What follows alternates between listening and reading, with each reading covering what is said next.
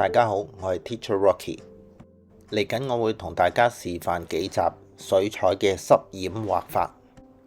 呢集我揀咗一隻刺蝟同大家示範，因為佢身上長滿毛髮啦，同埋一啲刺，加上我今次呢係會做少少背景啦，同埋有少少環境嘅點綴。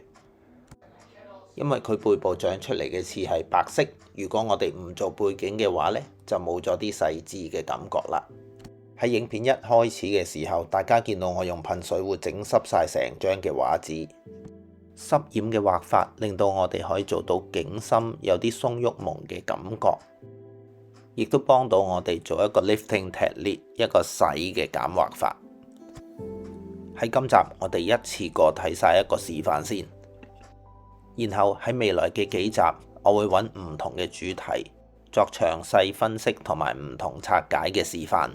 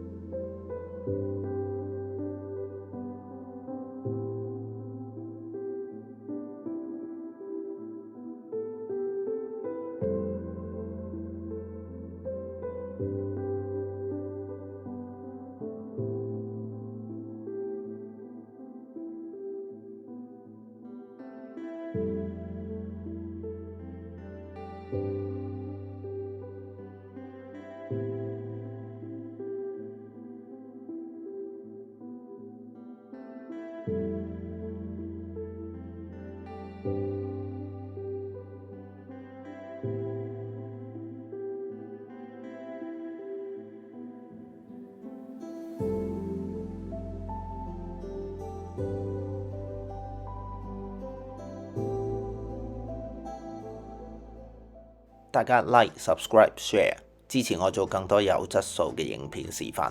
拜拜。